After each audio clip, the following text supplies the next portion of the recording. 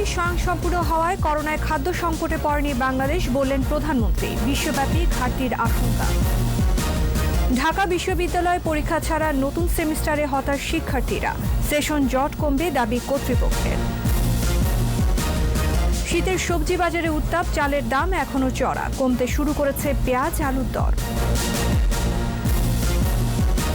উচ্চ ফলনশীল জাতের আবাদ বাড়লে পেঁয়াজের ঘাটতি থাকবে না বলছে কৃষি অধিদপ্তর। চাষিদের ঋণ দেওয়ার তাগিদ। শীঘ্রই ঢাকা ওয়াসায় শুদ্ধি অভিযান, খাল রক্ষণাবেক্ষণের দায়িত্ব পাচ্ছে সিটি কর্পোরেশন।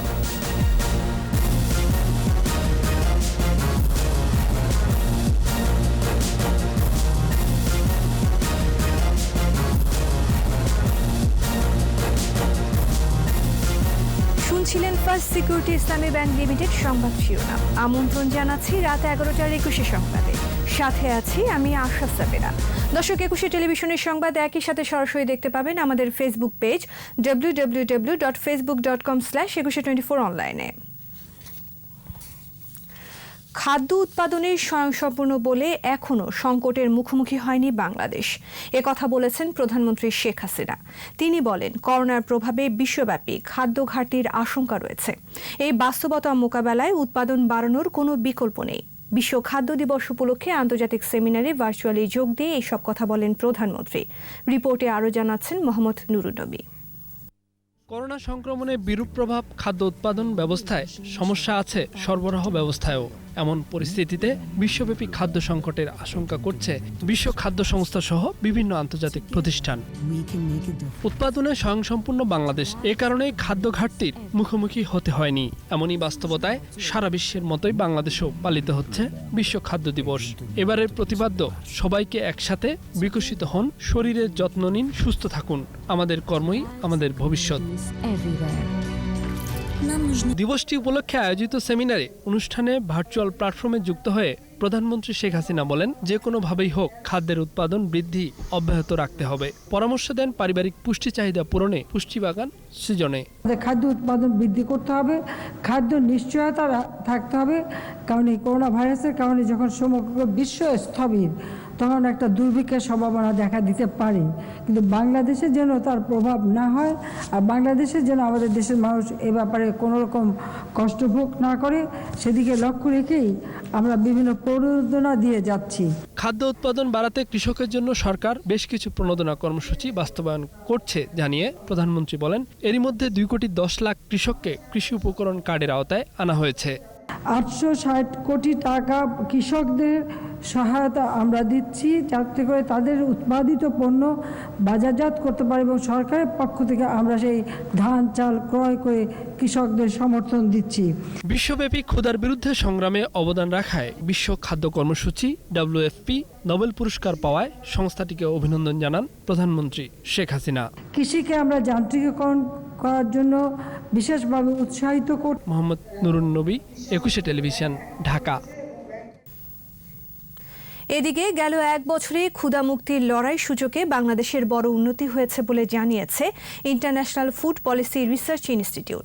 প্রতিষ্ঠানটি শুক্রবার চলতি বছরে যে বিশ্ব সূচক প্রকাশ করেছে তাতে 160টি দেশের মধ্যে বাংলাদেশ উঠে এসেছে 75-এ। অপুষ্টির হার কমিয়ে আনার ক্ষেত্রে ধারাবাহিক উন্নতি করায় বাংলাদেশ এগিয়েছে বলে জানানো হয়েছে। কেবল সূচকের অগ্রগতি নয়, যে 4 মাপকাঠিতে বিচার করে গ্লোবাল হাঙ্গার ইন্ডেক্স করা হয় তার সবগুলোতেই গতবারের তুলনায় বাংলাদেশ এগিয়েছে। এই সূচকে প্রতিবেশী দেশ ভারত, পাকিস্তান ও আফগানিস্তানের চেয়ে বাংলাদেশ বরাবরের মতোই এগিয়ে রয়েছে।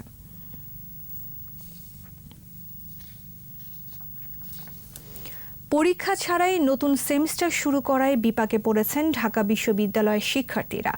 বলছেন, পরবর্তীতে 2টো সেমিস্টারে পরীক্ষা একসাথে নেওয়া হলে বাড়তি চাপ পড়বে। পরীক্ষা ছাড়া পড়াশোনার গতি মন্থর হয়ে আসবে বলেও মত তাদের। তবে করোনায় সেশন জট কমাতেই এর সিদ্ধান্ত বলছে কর্তৃপক্ষ। বিস্তারিত শাকির আরজুর রিপোর্টে। করোনা মহামারীর কারণে ঢাকা বিশ্ববিদ্যালয়ের শিক্ষার্থীদের উপস্থিতিতে 6 মাসেরও বেশি সময় ধরে বন্ধ শিক্ষা কার্যক্রম।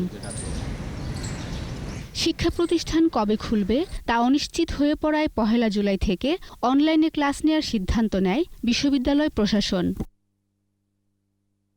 বিশ্ববিদ্যালয় কর্তৃপক্ষ বলছে, বড় ধরনের সেশন জট এড়াতেই চলমান সেমিস্টারের পরীক্ষা না নিয়ে পরবর্তী সেমিস্টারের ক্লাস অনলাইনে শুরুর সিদ্ধান্ত নেওয়া হয়েছে।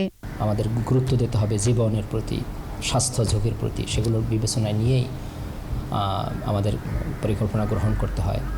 আবার একই সঙ্গে শিক্ষার গুণগত মান, সে বিষয়টিও বিবেচনায় নিতে হয়। তো বাস্তবতা, বিজ্ঞান সম্মত দৃষ্টিভঙ্গি, এই সব কিছু বিবেচনায় নিয়েই আমাদের ক্রমান্বয়ে পরিকল্পনা গ্রহণ করতে হচ্ছে। নতুন সেমিস্টারে ওঠার আনন্দ নেই শিক্ষার্থীদের চোখে মুখে, বরং হতাশ তারা। ভার্চুয়াল ক্লাসের বদলে যদি ফিজিক্যাল ক্লাসগুলো নেওয়া যায় এটাই ভালো হয়, কারণ ক্লাস শেষ হয়ে যাচ্ছে, সেমিস্টার শেষ হয়ে যাচ্ছে, কিন্তু পরীক্ষা নেওয়াটা সম্ভব হচ্ছে না। পরে হলেও আমাদের ঝামেলাটা হচ্ছে কি, তৃতীয় সেমিস্টার শেষ করলাম এক সময়, পরীক্ষা দিব আরেক সময়, তো পড়ার একটা গ্যাপ তো থাকেই। সিজিপিএটা বিশাল একটা ফ্যাক্ট। আর একজন শিক্ষার্থী কোনো কিছু না জেনে না পড়ে সে পরীক্ষার হলে বসতে পারবে না, কারণ অলরেডি তার মাথায় নতুন একটা সেমিস্টারে প্রেশার থাকবে। গত মার্চ থেকে দেশে করোনা প্রাদুর্ভাব শুরু হলে কয়েক দফায় ছুটি বাড়িয়ে অনির্দিষ্ট সময়ের জন্য ঢাকা বিশ্ববিদ্যালয়ের সব ক্লাস পরীক্ষা বন্ধ ঘোষণা করা হয়। শাকেরা আরজু, 21 টেলিভিশন, ঢাকা। বাজারে এসেছে শীতের সবজি, তবে দামে উত্তাপ। আলু ও পেঁয়াজের দাম কমলেও বেড়েছে মিনিকেট চালের দর, আর ইলিশ ধরায় নিষেধাজ্ঞা থাকায় চাহিদা বেড়েছে অন্যান্য মাছে। মিনালা দিবার রিপোর্ট। আরেক দফা বেড়ে মিনিকেট চালের দাম কেজিতে 3 টাকা বেড়ে বিক্রি হচ্ছে 55 টাকায়। তবে মোটা চাল আগের বাড়তি দরেই বিক্রি হচ্ছে। 15 দিনের আগে যেটা বাড়ছে ওটা ছিল 52-53 টাকা, ওই চাইলে আমরা 57-58 টাকা মিনিকেট। কমেছে আলুর দাম, 60 টাকার আলু বিক্রি হচ্ছে 45 টাকা কেজি দরে। দেশি পেঁয়াজ 90 টাকা, আমদানি করা পেঁয়াজের কেজি 80 টাকা।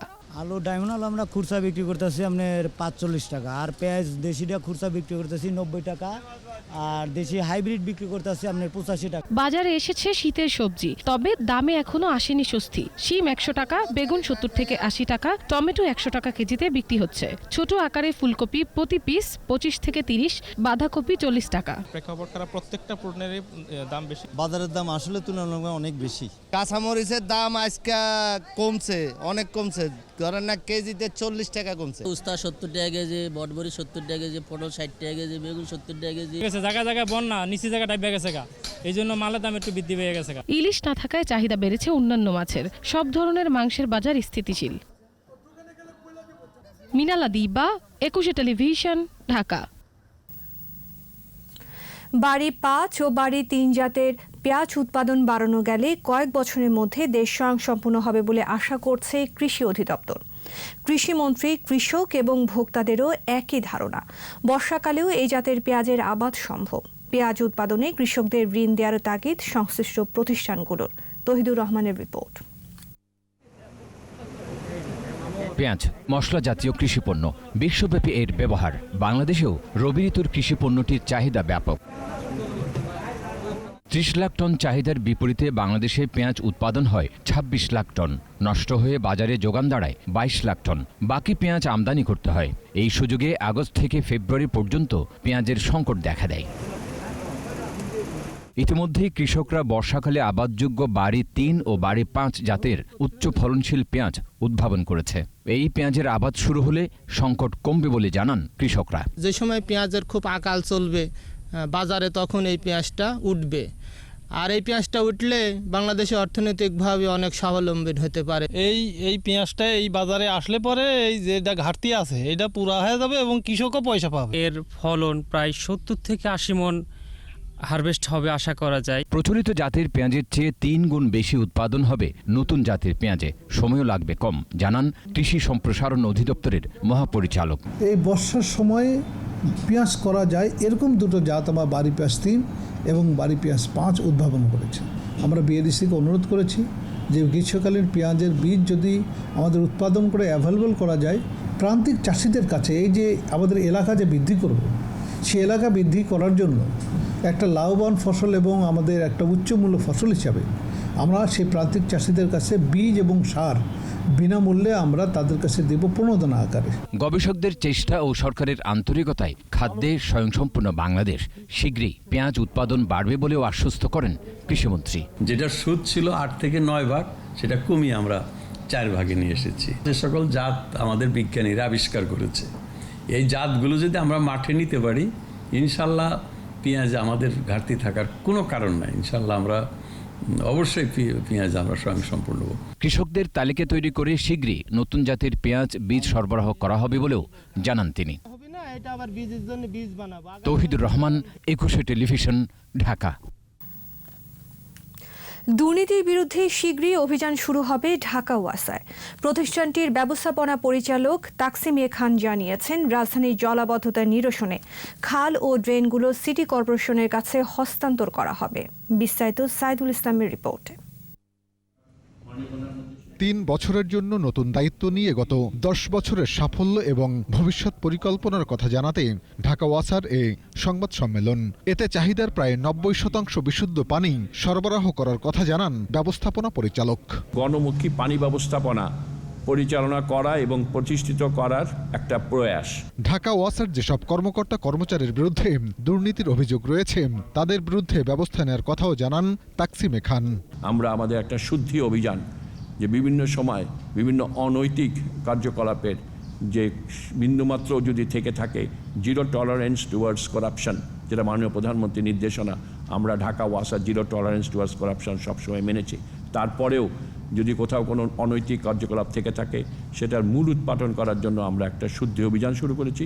রাজধানীতে জলাবদ্ধতা নয়, জলজট রয়েছে উল্লেখ করে তিনি বলেন, সঠিক ব্যবস্থাপনার জন্য ওয়াসার খাল ও ড্রেনগুলোকে সিটি কর্পোরেশনে হস্তান্তর করা হবে।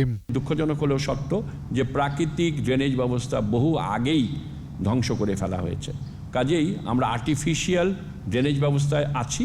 সলিড ওয়েস্ট দ্বারাই কিন্তু খালগুলো অপরিষ্কার হয়। 2012 সাল থেকে আমরা একাধারে এটা চিঠি দিয়ে আসছি। আমরা আশা করছি অচিরেই এটা সিটি কর্পোরেশনের কাছে হস্তান্তরিত হবে। সুয়ারেজ ব্যবস্থায় নতুন 5টি মেগা প্রকল্প নেওয়া হয়েছে জানিয়ে ঢাকা ওয়াসার ব্যবস্থাপনা পরিচালক বলেন, আগামী কয়েক বছরের মধ্যে ডিজিটাল সুয়ারেজ ব্যবস্থাপনা চালু করা হবে। 100% ঢাকা শহরকে সুয়ারেজ সিস্টেমের মধ্যে আনার চেষ্টা করব। সাইদুল ইসলাম, 21 টেলিভিশন, ঢাকা। সবকটাই বর্তমান ও ভবিষ্যতের গ্রাহকদের বদলে যাওয়া চিন্তাধারার সাথে তাল মিলিয়ে চলতে বদলে যাচ্ছে দেশের সবচেয়ে জনপ্রিয় skin care brand fair and Lovely. এখন থেকে ফেয়ার অ্যান্ড লাভলির নতুন নাম গ্লো অ্যান্ড লাভলি। 2019 সালে ব্র্যান্ডটির উজ্জ্বলতার পাশাপাশি সামগ্রিক গ্লো নিয়ে কথা বলা শুরু করে। ত্বককে রেডিয়েন্ট করার পাশাপাশি গ্লো বলতে ব্র্যান্ডটি বাংলাদেশের নারীদের স্বপ্ন পূরণের পথে বাধা পেরিয়ে এগিয়ে যাওয়ার আত্মবিশ্বাসকেও বোঝায়। ব্র্যান্ড হিসেবে ফেয়ার অ্যান্ড লাভলি সবসময় নারীর সাহস, প্রত্যয় ও আত্মবিশ্বাসকে অনুপ্রেরণা দিয়েছে। নতুন নামের সাথে এই অনুপ্রেরণাকে আরও এক বৃহৎ পরিসরে এগিয়ে নিয়ে যাচ্ছে Glow and Lovely. Fair and লাভলির নতুন নাম এখন Glow and Lovely. Fair and Lovely এখন গ্লো অ্যান্ড লাভলি। কেন? কারণ এখন শুধু উজ্জ্বলতাই নয়, পাওয়া যাবে এইচডি গ্লো। এলো গ্লো অ্যান্ড লাভলি। এর মাল্টিভিটামিন ত্বকের গভীরে প্রবেশ করে ডার্ক স্পটস কমায় আর দেয় দারুণ গ্লো। নতুন পরিচয়ের গ্লো, গ্লো অ্যান্ড লাভলি। নিচ্ছি বিরতি। স্বাস্থ্যবিধি মেনে চলুন, সুস্থ থাকুন। যখন ফিরছি তখন অন্যান্য খবরের সঙ্গে আরও থাকবে। লক্ষ্যের চেয়ে 390 কোটি টাকা কম আয় রেলের, কমেছে যাত্রী পরিবহন। দখল দৌড়াতে রাজধানীর মোহাম্মদপুরের 120 ফুট রাস্তা এখন 18 ফুট, বসেছে বাজার, দোকানপাট। আবারও আমন্ত্রণ রাত 11টার 21 সংবাদে। কোভিড-19 দেশে আরও 15 জনের মৃত্যু হয়েছে। মৃতের সংখ্যা বেড়ে 5623। করোনামুক্ত হয়েছেন 3 লাখের বেশি। স্বাস্থ্য অধিদপ্তর বলছে 223তম দিনে দেশে 109টি ল্যাবে 13,577টি নমুনা পরীক্ষায় শনাক্ত 1,527 জন। শনাক্তের সংখ্যা বেড়ে 3,86,086। নতুন 1,509 জন সহ সুস্থ হয়েছেন 3,738 জন। আক্রান্তের হার 11.25%, সুস্থতার হার 77.89% ও মৃত্যুর হার 1.46%। দেশে এ পর্যন্ত করোনা পরীক্ষা হয়েছে 21,40,000-এর বেশি। ধর্ষণ ও বিচারহীনতার বিরুদ্ধে রাজধানীর শাহবাগ থেকে নোয়াখালীর বেগমগঞ্জের উদ্দেশ্যে লং মার্চ শুরু করেছে বাম সংগঠনগুলো। রাজধানীর মৎস্য ভবন হয়ে নারায়ণগঞ্জ চাষারার উদ্দেশ্যে বাসে রওনা হন আন্দোলনকারীরা। পূর্ব ঘোষণা অনুযায়ী সেখান থেকে কুমিল্লা ও ফেনী হয়ে নোয়াখালীর একলাশপুরের পর শনিবার বেগমগঞ্জের সমাবেশের মধ্য দিয়ে শেষ হবে লং মার্চ। এদিকে জুম্মার নামাজের পর বায়তুল মোকাররম থেকে বিক্ষোভ মিছিল বের করে সমমনা ইসলামী দল।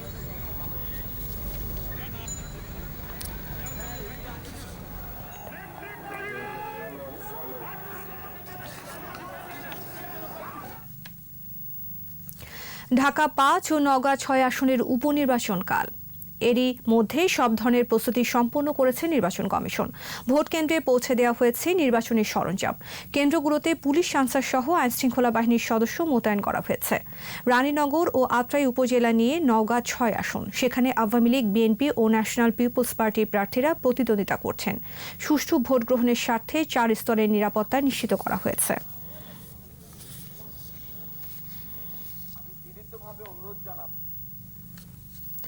প্রতি বছরই রেলের আয় কমছে। এ বছরও লক্ষ্যের চেয়ে ৩৯০ কোটি টাকা কম আয় করেছে রেল।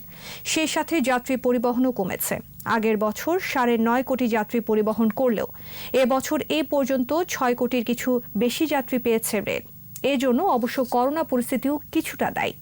রেল নিয়ে সাইদুল ইসলামের ৫ পর্বের ধারাবাহিকের প্রথম পর্ব, ছবি তুলেছেন তালুকদার সোহেল। কম সময়ে আরামদায়ক ও নিরাপদ ভ্রমণ, তাই রেল যাত্রাই যাত্রীর পছন্দ। যদিও নানা সংকটে রেলে যাত্রী কমেছে আয়ও। এ বছরও আয়ের লক্ষ্যমাত্রা ছুঁতে পারেনি রেল। 2019-20 অর্থবছরে রেল আয় করেছে 1200 কোটি 33 লাখ টাকা। আগের অর্থবছরে 1590 কোটি 10 লাখ টাকা আয় করা হলেও আগের অর্থবছরে আয় ছিল আরও বেশি। গেল অর্থবছরে রেলের যাত্রী ও পণ্য পরিবহন এবং জমির ইজারা সহ নানা উৎস থেকে আয় হয়েছে 1200 কোটি 33 লাখ টাকা, যা গত 4 বছরের মধ্যে সবচেয়ে কম। গত বছর 9 কোটি 27 লাখ যাত্রী পরিবহন করলেও এ বছর এখন পর্যন্ত 6 কোটি 37 লাখ 58 হাজার যাত্রী পেয়েছে রেল। তবে করোনাকালের নতুন স্বাভাবিক জীবনে যাত্রী বাড়ছে। যাত্রীরা জানান, কম খরচ ও নিরাপদ হয় রেলেই তাদের স্বাচ্ছন্দ্য। ভাড়াও কম, আপনার বাসে গেলে আপনার 600, 650, 700 টাকা লাগে, আর এগুলো আমার 445 টাকা লাগে। বিরতিহীন যাত্রা, যানজটের জন্য ভোগান্তি হয় না। রেলের যাত্রা খুবই আনন্দদায়ক এবং ভ্রমণটা অনেক মজার হয় আর কি। তবে এখনো নানা সংকটে রেল। শিডিউল বিপর্যয়ের সাথে আছে টিকিটের ভোগান্তি। সঠিক টাইমে ট্রেন আসলে আমরা দ্রুত বসতে পারি, কিন্তু সঠিক টাইমে ট্রেন আসতেছে না। যথাযথ টাইমটা মেনটেন করে তাহলে আমাদের যাত্রীদের জন্য উপকার হবে। রেলমন্ত্রী জানান, যুগ যুগ ধরেই এ খাতটি অবহেলিত। রেলের গতি আনতে এখন ব্যাপক সংস্কার করা হচ্ছে বলে জানান রেলমন্ত্রী। ডাবল রেল লাইনে তো রেল চালাতে পারতেছি না, কাজে এই সুফলটা পেতে, রেলের যে সুফল পূর্ণাঙ্গভাবে পেতে আমার যেটুকু অ্যাসেসমেন্ট, তাতে আপনি 30 সাল পর্যন্ত we have to wait for that. 24 সাল পর্যন্ত আমার আছে, আমি আরও 5 বছর হাতে ধরলাম কেন, আরও ওই যে মিটার গেজগুলোকে ডাবল করতেছি আমরা, এবং প্রত্যেকটা ডিস্ট্রিক্ট পর্যন্ত আমরা এটা সম্প্রসারণ করতেছি। তবে বিশেষজ্ঞরা বলছেন, অনিয়মের মারপ্যাচ থেকে খাতটি এখনো বের হতে পারছে না। নতুন প্রজেক্টও লাগে না, নতুন রোলিং স্টকও লাগে না। আমি একটা ট্রেন 50 কিলোমিটারে চালাই, তাহলে 2টা ট্রেন লাগবে আমাকে, যেই মানুষকে সেবা দিতে হবে। আর ওই ট্রেনটাকে যদি 100 কিলোমিটারে চালাতে পারতাম, ওই একটা ট্রেন দিয়ে কিন্তু সমপরিমাণ সেবা দিতাম।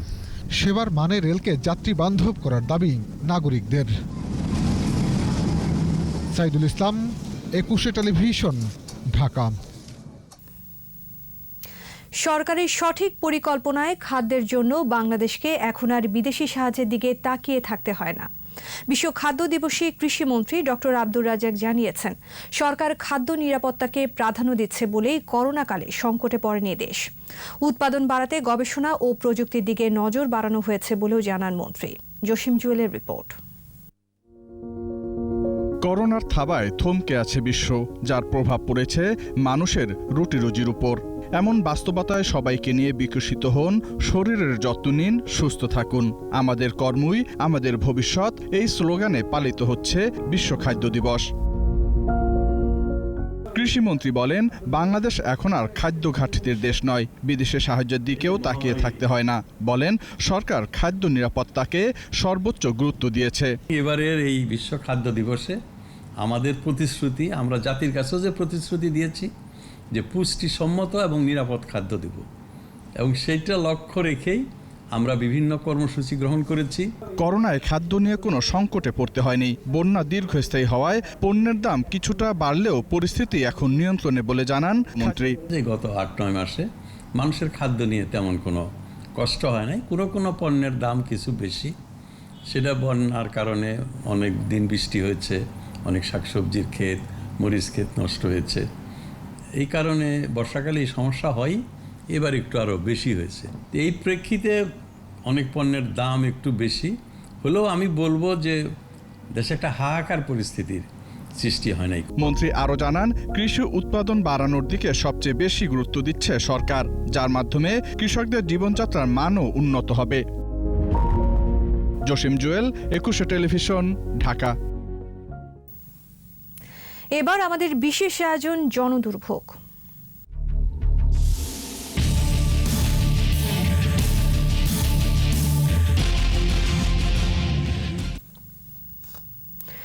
নথিপত্রে রাস্তার প্রস্থ 120 ফুট, দখল দৌড়াতে ব্যবহার উপযোগী মাত্র 18 ফুট। বসেছে বাজার, দোকান, হোটেল, আরও কত কি। বলছিলাম রাজধানীর মোহাম্মদপুর বাস স্ট্যান্ড থেকে বুদ্ধিজীবী সেতু হয়ে দক্ষিণমুখী সড়কের কথা।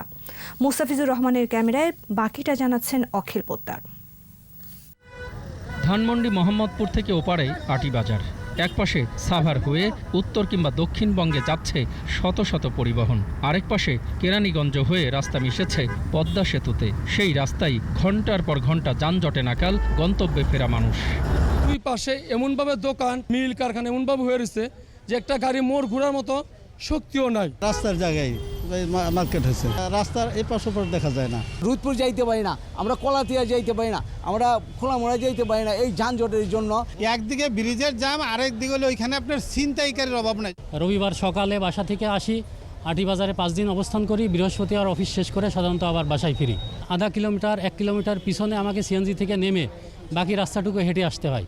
আশপাশে অনেকগুলো সরকারি বেসরকারি স্থাপনা, কিন্তু জটের কারণে তার সুফল পাচ্ছেন না সাধারণ মানুষ। এবং পদ্মা সেতুকে ঘিরে যে ন্যাশনাল গভর্নমেন্টের যে পলিসি, সেটার সাথে কেরানীগঞ্জ কানেক্টিভিটি বিস্তার করার জন্য চেষ্টা করছে। অতি দ্রুত যেগুলো অবৈধ স্থাপনা আছে আমরা এগুলো সরিয়ে দিব। দিন পেরিয়ে সন্ধ্যা কিংবা গভীর রাতেও যানজটের ধকল সইতে হয় আমজনতার। স্থানীয় এমপি আর কাউন্সিলরের নাম ভাঙান দখলদার পেশি শক্তি। দোকানপাটগুলা স্ট্যান্ড ওদের জন্য সব ভাড়া দিয়ে খাচ্ছে। অনলি আমরা পাচ্ছি 20 ফিট, 100 ফিট কোনো না কোনো ভাবে উধাও হয়ে গেছে। একটু বৃষ্টি হলে পানি জমে যায়, সামনে র্যাব অফিস, এসবিপিএন সবই এখানে। সড়ক বিশেষজ্ঞরা বলছেন, মাস্টার প্ল্যান বাস্তবায়ন হলে এ সমস্যা থাকবে না। গ্রেটার ঢাকা 1528 স্কোয়ার কিলোমিটার রাজুকের জুরিডিকশন। এই জুরিডিকশনের মধ্যে যেই অর্গানাইজেশনের এই কাজটা করুক না কেন, যদি একটা কোঅর্ডিনেটেড এফোর্ট ওয়েতে সেটা করা হয়, তাহলে রাজধানীর লোকজনের ভোগান্তিটা কমবে। মাস্টার প্ল্যানটাকে বাধ্যবাধকতা রেখে সেখানে সেটা করতে হবে। 120 ফিটের রাস্তার 100 ফুটে দখল হয়ে যাওয়ায় প্রতিদিন এমন ভোগান্তিতে হাজার হাজার পথ চলতি মানুষ। প্রিয় দর্শক, আপনার চারপাশে নানা সমস্যা আর ভোগান্তির চিত্র তুলে ধরবে 21শে টেলিভিশন। এসব তথ্য জানাতে ফোন করুন। 21শে টেলিভিশনে পৌঁছে যাব আমি অখিল পোদ্দার, আর 21শে টেলিভিশনের ক্যামেরা আপনাদের দুর্ভোগ দুর্দশায় সবসময় পাশে আছে। 21শে টেলিভিশন। নিচ্ছি বিরতি। স্বাস্থ্যবিধি মেনে চলুন, সুস্থ থাকুন। যখন ফিরছি তখন অন্যান্য খবরের সঙ্গে আরও থাকবে। কর্ণফুলী নদীতে সাম্পান মিছিল, দুপারের অবৈধ স্থাপনা উচ্ছেদের দাবি। মার্কিন নির্বাচন ঘিরে উত্তেজনা, সুর পাল্টে শান্তিপূর্ণ দায়িত্ব হস্তান্তরের অঙ্গীকার ট্রাম্পের। আমন্ত্রণ আবারও রাত 11টার 21শে সংবাদে। যশোরের অভয়নগরে ট্রেনের সাথে প্রাইভেট কারের সংঘর্ষে একই পরিবারের ৩ জন সহ 4 যাত্রী নিহত হয়েছেন। আহত হন আরও 2 জন। প্রত্যক্ষদর্শীরা জানান, নওয়াপাড়া ভৈরব ব্রিজ থেকে একটি প্রাইভেট কার যশোর খুলনা মহাসড়কের দিকে যাচ্ছিল। রেল ক্রসিংয়ে আসার পর খুলনাগামী মহানন্দা এক্সপ্রেস ট্রেনের সাথে সংঘর্ষ হয়। এতে ঘটনাস্থলে প্রাইভেট কারের 2 যাত্রী নিহত হন। আহত একজনকে খুলনা মেডিকেল কলেজ হাসপাতালে নেওয়া হলে চিকিৎসক মৃত ঘোষণা করেন। এছাড়া আহত অপর 3 জনকে উপজেলা স্বাস্থ্য কমপ্লেক্সে নেওয়া হলে এক শিশুর মৃত্যু হয়। এদিকে ঢাকা খুলনা মহাসড়কে গোপালগঞ্জের পাথালিয়ায় পিকআপ ভ্যানের সাথে মোটরসাইকেলের সংঘর্ষে একজন নিহত ও একজন আহত হয়েছেন।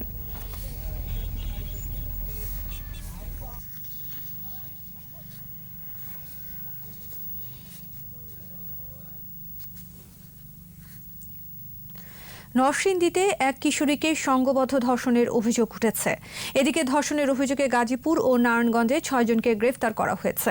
স্বজনরা জানান, নরসিংদীতে স্পিনিং মিলে কাজ করেন ওই কিশোরী। বৃহস্পতিবার সন্ধ্যায় খাবার কিনতে বাইরে গেলে তাকে ধরে নিয়ে পাশের বালুর মাঠে সংঘবদ্ধ ধর্ষণ করে দুর্বৃত্তরা। এদিকে গাজীপুরের শিমুলতলীতে কলেজ ছাত্রী ধর্ষণের অভিযোগে 2 জন এবং শ্রীপুরে মাদ্রাসা শিক্ষার্থীকে ধর্ষণের অভিযোগে এক শিক্ষককে আটক করেছে পুলিশ। এছাড়া নারায়ণগঞ্জে মাদ্রাসা শিক্ষার্থীকে ধর্ষণের ঘটনায় 3 জনকে গ্রেফতার করা হয়েছে।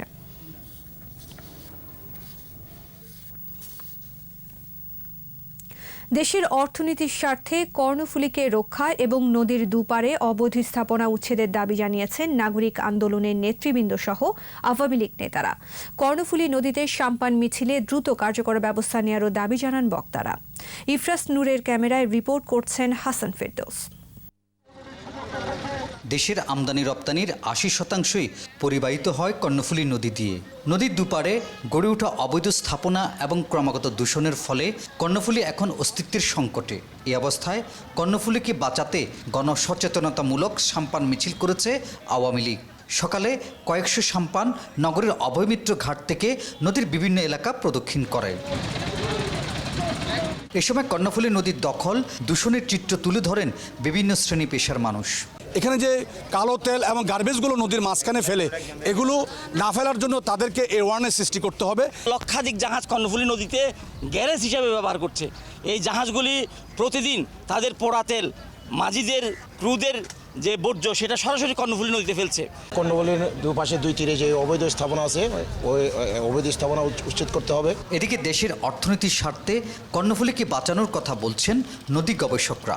নদীকে রক্ষা করেই বাংলাদেশের ঐতিহ্যকে রক্ষা করতে হবে, অর্থনীতিকে রক্ষা করতে হবে, সামাজিকতাকে রক্ষা করতে হবে।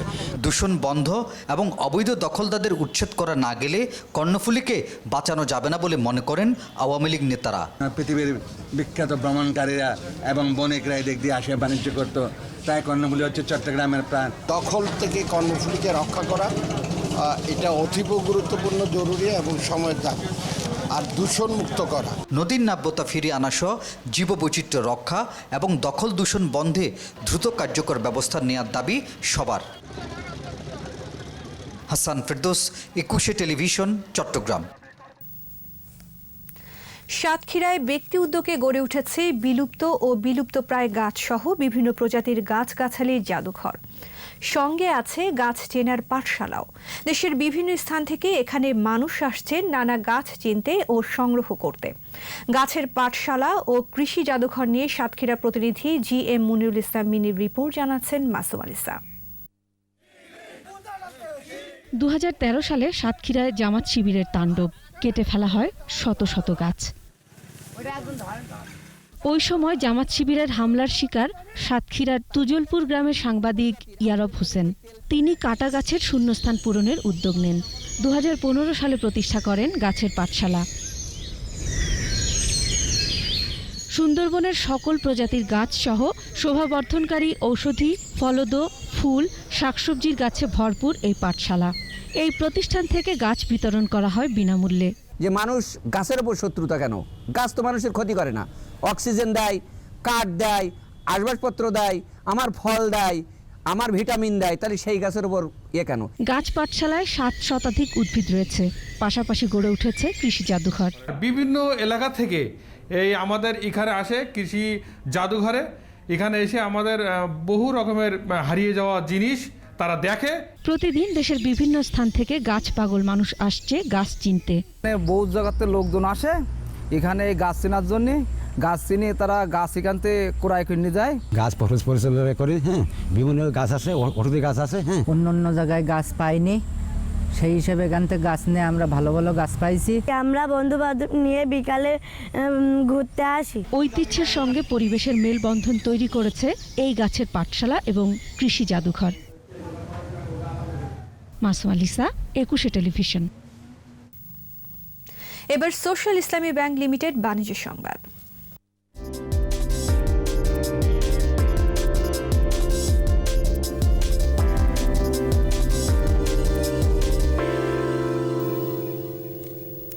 রফতানি বন্ধের পর আটকে থাকা কিছু পেঁয়াজ পাঠালেও আশ্বাসের 1 মাস পরও অবশিষ্ট চালান রফতানি করেনি ভারত। আমদানিকারকরা জানান, অভ্যন্তরীণ বাজারের সংকট ও মূল্যবৃদ্ধির অজুহাতে গত 14 সেপ্টেম্বর রফতানি বন্ধ করে দেয় ভারত। এর 5 দিন পর অনুমতির সাপেক্ষে আগের টেন্ডার হওয়া 246 টন পেঁয়াজ রফতানি করে, কিন্তু ওই চালানের বেশিরভাগই ছিল পচে যাওয়া। এরপর 1 মাসেও আর কোনো পেঁয়াজ রফতানি না করায় হতাশ আমদানিকারকরা।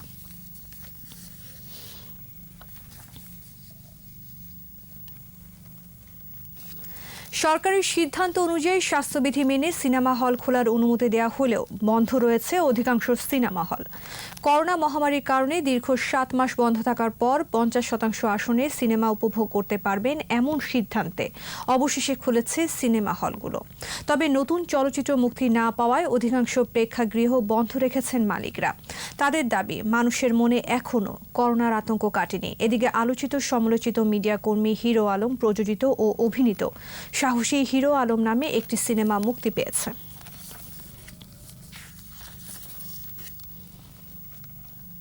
আর এরই সাথে শেষ করছি রাত 11টার 21 সংবাদ। যাবার আগে ফার্স্ট সিকিউরিটি ইসলামী ব্যাংক লিমিটেড সংবাদ শিরোনামগুলো আরও একবার। উৎপাদনে স্বয়ংসম্পূর্ণ হওয়ায় করোনায় খাদ্য সংকটে পড়েনি বাংলাদেশ, বললেন প্রধানমন্ত্রী। বিশ্বব্যাপী ঘাটতির আশঙ্কা। ঢাকা বিশ্ববিদ্যালয়ে পরীক্ষা ছাড়া নতুন সেমিস্টারে হতাশ শিক্ষার্থীরা। সেশন জট কমবে দাবি কর্তৃপক্ষের। শীতের সবজি বাজারে উত্তাপ, চালের দাম এখনো চড়া, কমতে শুরু করেছে পেঁয়াজ আলুর দর। উচ্চ ফলনশীল জাতের আবাদ বাড়লে পেঁয়াজের ঘাটতি থাকবে না, বলছে কৃষি অধিদপ্তর। চাষিদের ঋণ দেওয়ার তাগিদ। শীঘ্রই ঢাকা ওয়াসায় শুদ্ধি অভিযান, খাল রক্ষণাবেক্ষণের দায়িত্ব পাচ্ছে সিটি কর্পোরেশন।